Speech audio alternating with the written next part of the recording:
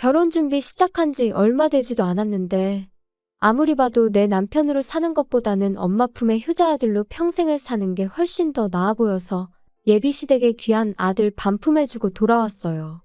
저런 사람이 내 시어머니가 된다는 생각만 하면 소름이 다 돋을 정도였는데 중간 역할은커녕 엄마 말에 거역 못하고 엄마 말만 철썩 믿고 따르는 남자친구 보니 결정을 내리는 게 어렵지는 않았습니다.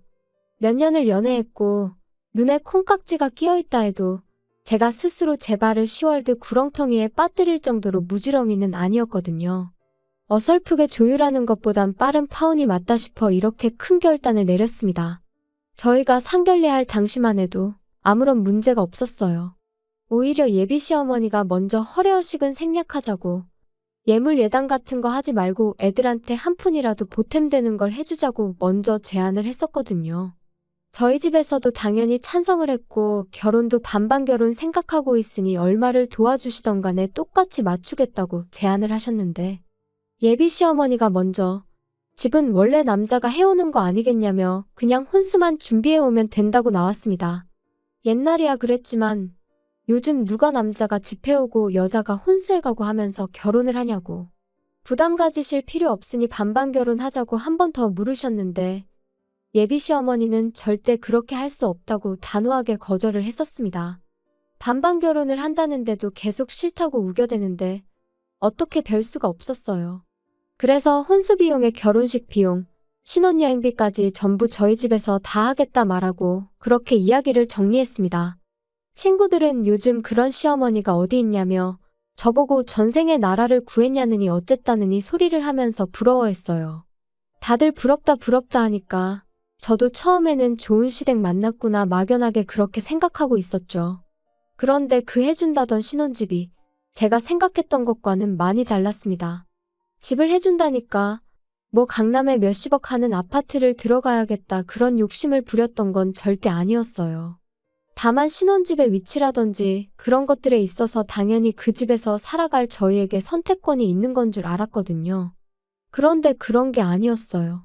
집은 이미 상견례, 아니 저랑 남자친구 결혼 이야기 처음 오가기 시작했을 때부터 구해져 있던 거나 마찬가지인 상황이었죠. 집을 해준다고 했지만 애초에 매매로 집을 해주는 게 아니었습니다. 전세로 들어가는 거였고 집주인은 다른 사람이 아닌 예비 시어머니의 친언니, 그러니까 예비 시이모님이었습니다. 남자친구네 이모가 누군가에게 전세를 주고 있던 집이었는데 그쪽 지역이 재개발 호재가 생기면서 전세 가격이 많이 올랐다고 하더라고요. 그런데 그 집에 먼저 살고 계시던 분이 오를 만큼 오른 전세금을 감당하지 못해 재계약을 못하고 나가게 되었는데 예비 시이모라는 그분이 욕심을 부렸는지 그 사람이 나간 뒤로 계속 빈집으로 놀리고 있었다고 하더라고요. 그런데 마침 저희 결혼 이야기가 오가기 시작했던 거고 예비 시어머니가 그 집에 전세를 얻어 저희 신혼집을 해주겠다는 소리였던 거예요. 애초에 반반 결혼이 성립이 안 되었던 건 전세금을 예비 시어머니가 해주는 거긴 하지만 결과적으로는 돌려받아갈 돈이니 저희한테 땡전 한 푼 안 도와주는 거나 마찬가지였던 거죠. 그래도 집을 싸게 얻는 게 어디냐 하고 집 구경을 갔는데 집의 상태가 아주 처참했습니다. 집이 좋아서 살기 좋은 동네라서 집값이 오른 게 아니고 그냥 동네가 싸그리 환골탈퇴한다는 재개발 호재 때문에 집값이 올랐던 그저 썩어빠진 오래된 아파트였었어요. 제 생각엔 재개발까지 본인들은 살기 싫고 당장 재개발은 소식만 있을 뿐 언제인지 감도 못 잡겠고 그런데 집을 빈집으로 놀리자니 아까운 와중에 때마침 저희가 결혼한다고 하니 그 집에 세를 얻어준 걸로밖에 받아들여지지가 않았습니다. 크기도 끼케야 14평 정도 돼 보이고 얼마나 오래된 아파트인지 엘리베이터도 없는 그런 아파트였어요. 단 한 가지 마음에 들었던 건 회사 출퇴근하는 버스가 집 앞으로 다닌다는 사실이었죠. 출근하는 것만큼은 편하겠더라고요. 그래도 당장 큰돈 아끼는 게 어디냐. 집에 들어가는 돈 신경 안 쓰고 살아도 되게 된 만큼 열심히 모아서 좋은 집으로 이사 나가자 그런 생각이었죠. 저희 부모님이 저희 신혼집이라고 사진 찍어 놓은 거 몇 개 보여드렸더니 완전 사기당한 기분이라고 하시더라고요. 반반하자는데 한사코 거절했던 게 저런 꿍꿍이가 있었던 거였냐고요. 그때만 해도 저는 저희 부모님을 설득했어요. 좋은 점만 보자고요. 집도 오래되고 평수도 작으니까 혼수도 대충 가성비 제품으로 채워놓고 이사 갈 때 새로 구하면 되는 거 아니겠냐고요. 어쨌든 덕분에 한동안 내야 할 대출이자 아꼈다고 치면 반반 결혼하는 거나 마찬가지 아니겠냐고 그렇게 부모님을 설득했어요. 그런데 하루는 남자친구가 저한테 종이 한 장을 건네주더라고요. 이게 뭐냐고 물었더니 남자친구도 자기도 자세히 안 봐서 잘 모르겠는데 엄마가 혼수리스트라고 적어준 거라고 하더군요.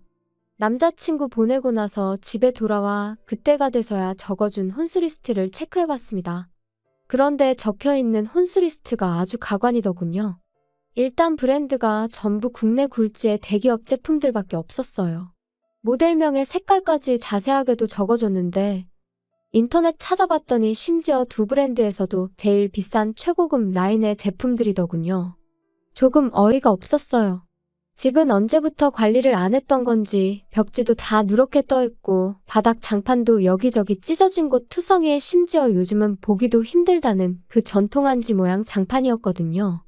보아하니 리모델링을 해줄 리는 만무했고 저희 돈으로 대충 도배랑 장판만 할 계획이었는데 아무리 도배 장판을 새로 한다고 해도 샤시도 오래된 알루미늄재 샤시인데 그런 집에 가정가구만 최고급 최신형을 써야 할 이유가 하나도 없잖아요? 가정가구가 최고급 최신형이라고 썩은 집이 좋은 집이 되는 건 아니니까요.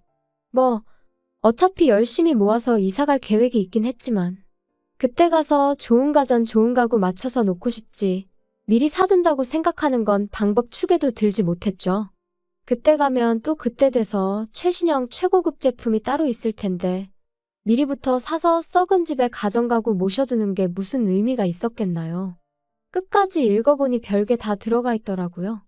하도 오래된 구축이라 방음은 잘 되게 하겠다만 14평 집에 75인치짜리 TV는 왜 필요하고 홈시어터랑 안마의자는 또 왜 필요한지 싶었습니다. 애초에 저희가 TV를 그렇게 챙겨보는 스타일도 아니고 안마의자도 있으면야 편하긴 하겠지만 솔직히 저희 나이에 안마의자가 벌써부터 필요한가 싶기도 하고 거실이라고 저희 둘바닥에 누우면 꽉 차는 느낌인데 거기에 그런 초대형 TV에 음향 시스템까지 갖춰놓고 안마의자까지 놓는 생각을 하니 들어는 갈란지 발 디딜 틈이라도 있을런지 감도 안 잡히더군요. 방이 2개이긴 했는데 워낙에 좁은 평수였다 보니 거실이 더 좁아지는 구조였거든요. 애초에 그 커다란 TV가 아파트 중앙현관을 지나서 저희 집에 들어가기나 할까 싶더라고요. 아무리 봐도 이해가 안 돼서 일단 남자친구한테 먼저 전화를 했죠. 어머님이 적어준 혼수리스트 봤냐고 물었더니 엄마가 적어준 거고 자기는 안 봤다고 대답하더라고요. 그래서 제가 사진 찍어서 보내줄 테니 한번 봐보라고 했습니다. 그런데 남자친구는 우리 엄마가 적어서 보내준 건데 어련히 알아서 잘하지 않았겠냐며 피곤하다고 그냥 전화를 끊어버리더라고요. 지네 엄마가 결혼하는 것도 아니고 지가 결혼하는 건데 어떻게 저렇게 무관심할 수가 있나 싶었고 어이가 없었죠. 하지만 차라리 이게 낫겠다 싶었어요. 괜히 중간에 남자친구 껴서 예비 시어머니랑 의견 조율하는 것보다 제가 직접 전화해서 이야기하는 게 훨씬 좋겠다 싶었으니 말이죠. 그때가 이미 저녁 늦은 시간이었어서 생각난 김에 바로 전화하고 싶었지만 매너가 아닌 것 같아 다음 날까지 기다렸다 회사 점심시간 활용해서 예비 시어머니한테 전화를 걸었습니다. 그런데 전화는 안 받고 톡으로 왜 전화했냐는 답장이 오더라고요. 예비 시어머니가 전화 받기 조금 난감한 상황인가 싶어서 그냥 저도 기다릴 것 없이 톡으로 물어봤어요. 혼수 리스트 적어준 거 보니 이해가 안 되는 점이 많아서 연락드린다고요. 일단 그런 최신형 대형 가정가구를 넣기엔 집이 많이 좁은 편인 것 같다고요. 그런데 예비 시어머니는 요즘 혼수해오면 다들 기본적으로 그 정도는 해온다던데 그런 것도 모르냐며 오히려 역으로 저한테 물어보더라고요.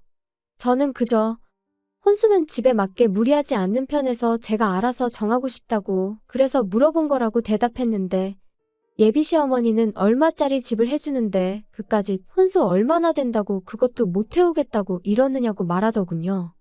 제가 못 해가겠다고 하는 소리가 아니라 집에 안 어울려서 그러는 거라고 다시 설명을 했지만 남들 다 해가는 만큼만 적은 거니 앓는 소리 하지 말고 하나도 빠짐없이 다 하라고 하더라고요. 그 이후에는 톡을 보내도 읽고 무시하는 식이었어요. 곰곰이 생각해봐도 이건 아니다 싶더라고요. 솔직히 막말로 집도 말이 해준다는 거지. 남의 집 빌려다가 당분간 저희들 살게 해주는 거잖아요. 저희 사는 중에 만에 하나 재개발이 시작되면 뭐 분양권을 저희한테 넘겨줄 것도 아니고. 그렇다고 저희 앞으로 그 돈을 주기로 한 것도 아닌데 사실상 동거래는 예비 시어머니와 한가족인 예비 시이모님 두 분 사이에만 오간 거지. 제가 땡전 한 푼 받은 게 없는 거나 마찬가지였잖아요. 그런데 예비 시어머니 욕심에 집에 어울리지도 않는 혼수를 해오는 것도 말이 안 된다 싶어서 그냥 저도 제 뜻대로 밀어붙이기로 했습니다. 혹시나 또 집 해주는데 어쩌고 하면서 뭐라고 하면 제가 생각한 거 그대로 한마디 되갚아주려고요. 시어머니가 적어놓은 혼수 목록이 대충 계산만 해봐도 5천만 원이 훌쩍 넘었거든요. 제가 인터넷 뒤져가며 이것저것 찾아서 가성비 제품들로 구성해봤더니 그 코딱지만한 집 채우는데 500만 원이면 충분하겠더라고요. 예비 시어머니가 아들 시켜서 저한테 종이 한 장 휙 던져놓고 통보식으로 혼수 목록 줬던 것처럼 저도 똑같이 제가 새로 고친 혼수 목록 톡으로 사진 찍어서 예비 시어머니한테 보냈어요. 톡으로 또 이게 뭐냐고 물어오길래 불편하게 톡으로 하지 말고 전화로 하자고 말했죠. 뭔가 싶었는지 이번에는 전화를 바로 받더라고요. 예비 시어머니는 전화 받자마자 내가 적어준 거에서 뺄 게 뭐가 있다고 그걸 네 맘대로 고치냐며 짜증 섞인 목소리로 말을 꺼냈습니다. 제가 보니 빼고 고치고 할 게 한두 가지가 아니라서 다 고쳤다고 이유도 다 설명드리겠다고 말씀드렸죠. 짜증난 시어머니 말투 뒤로 하고 제 할 말을 시작했어요. 방이 2개라고 에어컨 방마다 설치할 수 없으니 하나 빼는 거다. 건조기야 있으면 저희가 편하겠지만 안타깝게도 베란다가 너무 작게 나와서 설치조차 불가능하다더라. 그리고 저희들 맞벌이 하는 데다가 집에서 많이 먹어봐야 저녁 한 끼 먹는 게 고작인데 설거지할 게 얼마나 나온다고 식기세척기를 놓냐. 그래서 그것도 빼버렸다. 같은 이유로 양문형 냉장고도 필요 없다고. 냉장고에 들어간다고 음식이 안 상하는 것도 아니지 않느냐? 괜히 큰 냉장고 때문에 안 그래도 좁아터진 집 더 좁아 보이고 전기세만 더 많이 나온다고. 그냥 적당한 크기의 냉장고로 바꾸겠다 했죠. 이런 식으로 하나하나 조목조목 이유를 대가며 바꾸는 이유랑 아예 목록에서 제외해버린 이유를 설명하니 예비 시어머니가 아주 잘났다고 벌써부터 돈을 이렇게 아끼는 걸 보니 조만간 부자 되겠다며 빈정거리는 말투로 말을 하더라고요. 하지만 그게 끝이 아니었죠. 아직 대망의 TV랑 홈시어터, 안마의자랑 고급 소파까지 거실에 들어갈 가전가구들은 시작도 안 꺼냈거든요. 솔직히 이 부분이 제일 거액이었다 보니 꼭 짚고 넘어갈 생각이었어요. 예비 시어머니한테 단도직입적으로 거실에는 테이블 하나랑 좌식의자 2개 정도 놓고 아무것도 놓을 생각 없다고 했습니다. 좁아터진 집 넓어 보이려면 아무것도 없는 게 최고인 거 모르시냐고. 그리고 집에서 TV 볼 일도 거의 없는데 무슨 TV냐. 그냥 거실에서는 차나 가끔 마시고 휴식하고 싶을 때 쉬는 공간으로 쓸 계획이니 그런 고급 가전제품들은 하나도 필요 없다고 딱 잘라서 말했죠. 예비 시어머니는 TV도 없이 세상 돌아가는 소식은 어떻게 알고 살 거냐고 집에 TV를 안 놓을 생각을 하냐며 뭐라고 하길래 요즘 그런 건 TV 없어도 다 폰으로 보고 컴퓨터로도 볼 수 있는 거 모르시냐 했죠. TV 틀어봐야 재방송밖에 안 해주는 것 같은데 잘 보지도 않는 거 매달 요금 내고 그런 거 신경 쓸 바에 아예 TV 없이 지내보겠다고 말했습니다. 그랬더니 예비 시어머니가 그럼 안마의자랑 TV 그런 것들은 당신 집에 놓을 테니 생략하지 말고 당신 집에 가져다 놓으라고 하더군요. 그래서 제가 지금 무슨 소리를 하시는 거냐 했습니다. 혼수 이야기 하고 있는데 왜 신혼집 가전가구를 어머님 댁에 놓으라고 하냐고 되물었죠. 그랬더니 예비 시모가 생각해보라며 그래도 내가 집까지 해주는데 뭐라도 하나는 받아야 면이 좀 서지 않겠냐고 하는 거예요. 아니 상견례할 적엔 예물 예당 같은 허례허식은 생략하자고 하신 분이 이번엔 대놓고 시댁에 최신형 가전가구를 놓아달라고 요구하고 있으니 어이가 없었죠. 심지어 그것들만 해도 거의 2천만 원이 넘는 고가의 제품들이었거든요. 예비 시어머니는 계속해서 허례허식이 아니라 집 해주는데 혼수 고작 그거 해오면 수지타산이 안 맞지 않느냐며 계속해서 바꿔달라고 요구를 해오더군요. 아무리 생각해도 이건 아니다 싶었고 더 말해봐야 말도 통하지 않겠다 싶어서 그럼 한번 생각해본다 말하고 다시 연락드리겠다 한 뒤 전화 끊어버렸습니다. 그렇게 전화 끊고 나니 정말 말 그대로 현타가 오더라고요. 막상 저랑 결혼한다는 남자친구는 엄마가 혼수로 얼마나 말도 안 되는 걸 요구하고 있는지에 대해서는 관심도 없지 싶었고, 시어머니 될 사람은 제가 악착같이 돈 안 쓰려고 기싸움하는 것 같으니 뭐라도 뜯어내려고 하는 심보인 것 같았고요. 그러다 보니 아무리 생각해도 이건 좀 아니다 싶어서 그날은 퇴근하고 자취방이 아니라 부모님 집으로 돌아갔어요. 그리고 부모님한테 이 상황을 말씀드렸죠. 14평짜리 집에 꽉꽉 채워 집어넣을 최신형 대형가전부터 가구들까지 목록 적어놓은 것도 보여드렸어요. 어머니도 기가 찼는지 어이없다는 표정을 지으시더라고요. 당장 남자친구한테 전화해서 그냥 결혼은 양가 도움을 받지 말던가 반반 똑같이 지원받아서 하는 걸로 하자고 말하라시더라고요. 그래서 남자친구한테 바로 전화를 했어요. 지금 상황을 충분히 이해가 되도록 설명을 해줬는데 남자친구는 그런 건 생각도 안 하고 바로 짜증부터 내더라고요. 애초에 그럴 거면 해온다고 하질 말았어야지 않는 거 아니냐고요. 그러면서 또 한다는 소리가 엄마랑 이야기해보고 연락 줄 테니까 그렇게 알라고 하는 겁니다. 예비 시어머니만의 문제였다면 저희 부모님이 어떻게든 조율해보려고 도와주셨을 텐데 가만 보니 이건 비단 예비 시모 혼자만의 문제가 아니라 그 아들인 남자친구한테도 문제가 있다는 걸 알게 되었습니다. 저희 부모님도 그 상황을 두 눈으로 목격하시니 엄청 열받아 하셨어요. 어머니가 저한테 예비사돈한테 남자친구가 전화 걸어서 통화 못하기 전에 곧바로 전화 좀 걸어보라고 하더라고요. 남자친구가 예비시어머니한테 전화 거는 걸 미뤘던 건지 예비시어머니가 바로 전화를 받았어요. 바로 전화 받으실 분이 아닌데 생각해보니 제가 시댁가전 바꿔주는 걸 생각해보겠다고 말하고 전화를 끊었었다는 게 생각이 딱 나더라고요. 예비시어머니가 전화를 받는 걸 확인하자마자 저희 어머니께서 핸드폰 바로 뺏어다가 한마디 하셨어요. 이런 식으로 나올 거면 그냥 반반 결혼시키자고요. 예비 시어머니는 어떤 상황인지 곧바로 눈치를 챘던 건지 거기서 오히려 큰 소리를 치더군요. 아니, 그럼 애초부터 해온다는 소리를 하지 말았어야 했던 거 아니냐? 그리고 한쪽에서 집해오면 반대쪽에서는 원하는 대로 혼수해오는 게 당연한 거 아니냐고 하는 겁니다. 그 말 듣자마자 저희 어머니가 다시 전화에다 대고 한 소리 하셨어요. 내가 단칸방 들어가서 월세 사는 한이 있더라도 지금 사는 집 저희 신혼집으로 쓰게 내주겠다고요. 집은 내가 해올 테니 예비사돈이 혼수를 해오는 걸로 하셔라 했습니다. 다 쓰러져가는 14평 쓰레기 아파트 가지고 혼수 5천만 원치 받으려고 했나 본데 우리 집은 당신 언니가 가지고 있다는 그 잘난 집보다 평수도 크고 집값도 훨씬 더 받는 거 알고 계시냐고. 그러니 우리 집 신혼집으로 내주면 아주 리모델링부터 시작해 가정가구에 자동차까지 싹 다 받아내야겠다 했습니다. 집 해오면 원하는 대로 혼수해주는 게 당연한 거라고 하셨지 않냐고. 어디 한번 얼마나 해오는지 한번 두고 봐야겠다고 으름장을 놓으셨죠. 그랬더니 이게 지금 경우없게 뭐하는 짓이냐고 따지더군요. 예의라고는 눈꼽만치도 없는 행동인 거 알고 그러는 거냐며 큰 소리를 치길래 제가 어머니한테서 전화기를 뺏어다가 예비시모한테 한마디 해줬습니다.